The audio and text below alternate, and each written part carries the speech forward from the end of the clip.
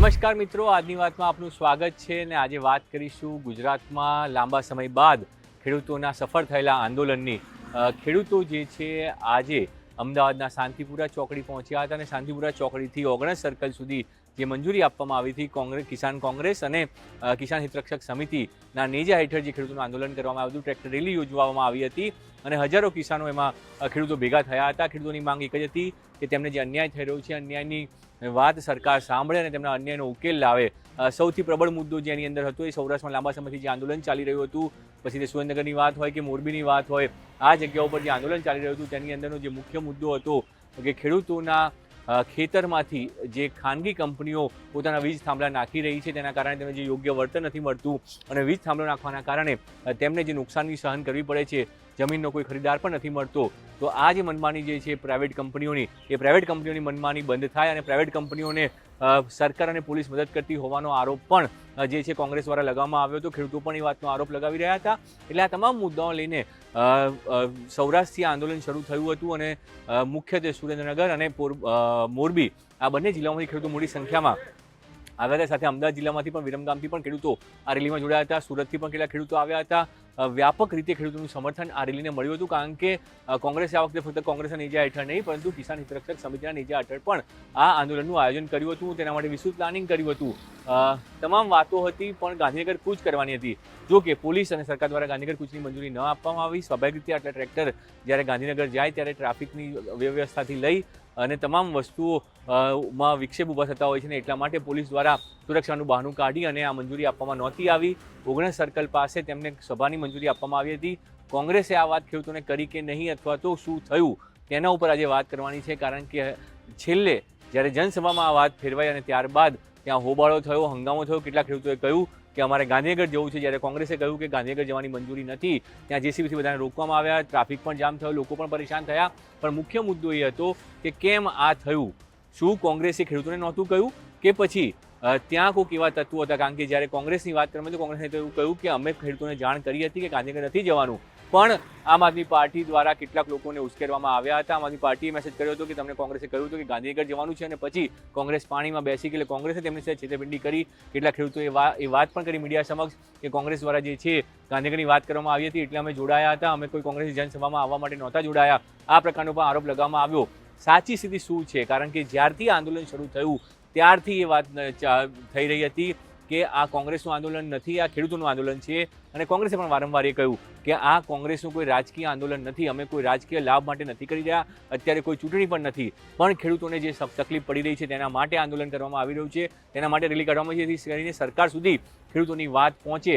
અને એ મુદ્દો જે છે કોંગ્રેસ દ્વારા ઉઠાવવામાં આવ્યો હતો, તો પછી કેમ છેલ્લી ઘડીએ આ બબાલ ઊભી થઈ, કેમ આ વિવાદ થયો, શું થયું, તે વાત જે છે તે સૌથી મહત્વની છે અને તેની અંદર વાત આવી રહી છે। કોંગ્રેસ સીધો આરોપ લગાવી રહી છે કે આમ આદમી પાર્ટીએ જે છે આ પ્રકારની રાજનીતિ કરી છે। પહેલાં આમ આદમી પાર્ટીએ બહારથી સમર્થન આપવાની વાત કરી, અચાનક પછી કહ્યું કે અમે આંદોલનમાં જોડાઈશું અને કોંગ્રેસે તે વાતની ના પાડી કે આમ આદમી પાર્ટી આંદોલનમાં નહીં જોડાય, કારણ કે આમ આદમી પાર્ટી જ્યારે પણ ખેડૂતોનું આંદોલન કર્યું છે ત્યારે હિંસક થયું છે, તેની અંદર ખેડૂતોને તકલીફ થઈ છે, ખેડૂતોને જેલમાં જવું પડ્યું છે અને કોંગ્રેસ કોઈ પણ પ્રકારનું એવું હિંસક આંદોલન નહોતી ઈચ્છતી કે જેમાં ખેડૂતોને અન્યાય સહન કરવો પડે। કે એક તો ખેડૂતોને માર પડી રહ્યો છે, જે તમામ મુદ્દાઓ છે, દેવા માફીનો મુદ્દો હોય કે પછી પાક નિષ્ફળ જવાનો મુદ્દો હોય, તેના કારણથી સમસ્યાઓ હોય, સરકાર તરફથી સહાય ન પૂરતી મળતી હોવાની વાત હોય કે પછી અત્યારેનો જે સૌથી સળગતો મુદ્દો છે કે તેમની જમીન ઉપર ખાનગી વીજ કંપનીઓ દ્વારા જે થાંભલા નાખવામાં આવી રહ્યા છે તેના કારણે જે નુકસાન થઈ રહ્યું છે, આ તમામ મુદ્દાઓ ઉપર ખેડૂતોનો આક્રોશ હતો અને તેવા સંજોગોમાં ખેડૂતોને નુકસાની ભોગવવી પડી રહી હતી।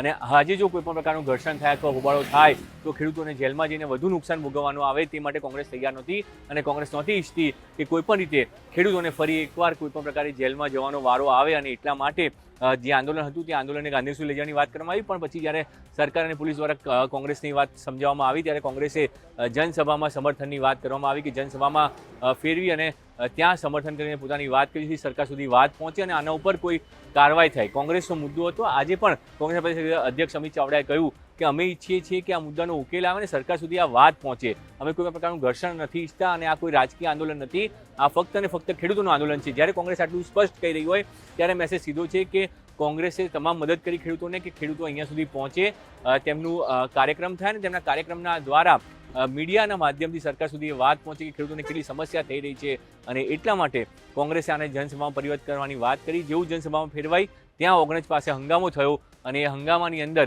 વિરોધ કરવામાં આવ્યો. કેટલાક ખેડૂતોએ જીદ પકડી કે તેમને જવું છે. પોલીસનો કાફલો આવ્યો, જેસીબી દ્વારા રોકવામાં આવી, જેના કારણે ત્યાં ઘર્ષણ જેવી સ્થિતિ ઉત્પન્ન થઈ. ત્યાં ટ્રાફિક જામ પણ થયો, પણ પોલીસે હજુ પણ એ જ વાત કહી કે મંજૂરી નથી એટલે ખેડૂતો આગળ ન જઈ શક્યા અને પોલીસ કોઈ પણ પ્રકારનું ઘર્ષણ નથી ઈચ્છતી અને એટલા માટે તમામ વસ્તુઓ શાંતિપૂર્વક પૂર્ણ થાય તે પ્રકારનો દાવો પોલીસ દ્વારા કરવામાં આવ્યો.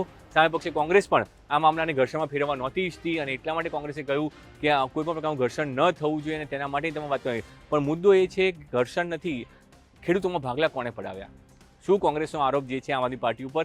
આમ આદમી પાર્ટીએ પાછળથી આ ભાગલા પડાવ્યા, ખેડૂત સુધી વાત પહોંચાડી કે કોંગ્રેસે તેમને બેવકૂફ બનાવ્યા, કોંગ્રેસે તેમની સાથે છેતરપિંડી કરી? કારણ કે જે રીતે ખેડૂતોના નિવેદનો આવવા લાગ્યા, સવાર સુધી જે નિવેદનો હતા અને સાંજે જે નિવેદનો હતા તેની અંદર જે બદલાવ આવ્યો એ સ્પષ્ટ દર્શાવે છે કે ખેડૂતોને કોઈએ જાણકારી આપી અથવા તો ખેડૂતો પાસે સૂચના આપવામાં આવી કે તમારી સાથે કંઈક ખોટું થયું છે તે વાત પહોંચાડવામાં આવી. સામાન્ય રીતે જ્યારે કોઈ પણ આંદોલન થતું હોય તો આ વાત સરકાર અથવા તો પોલીસ દ્વારા કરવામાં આવતી હોય છે.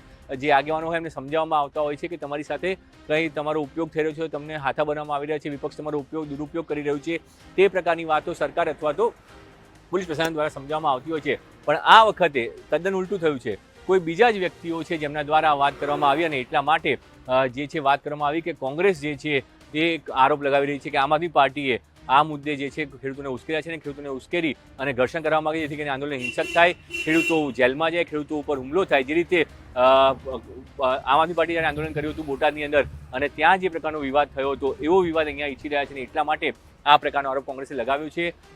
સાચું શું ખોટું શું એ તો ખેડૂતો જાણે, પણ ખેડૂતોને જ્યારે કોંગ્રેસે કહ્યું હતું કે આ કોઈ રાજકીય આંદોલન નથી, રાજકીય મુદ્દો નથી અને અમે ખેડૂતોના મુદ્દે જઈ રહ્યા છીએ, તો પછી આ વિવાદ કેમ ઊભો થયો અને આ વિવાદ કેમ ઊભો કરવામાં આવ્યો તેને લઈને અનેક સવાલો છે. તેનો જવાબ ખેડૂતોને ક્યારે મળશે તે જોવાનું છે અને ખેડૂતોનો જે મુખ્ય મુદ્દો હતો એના ઉપર સરકાર શું પગલાં ભરશે તેની પણ રાહ ખેડૂતો જોઈ રહ્યા છે.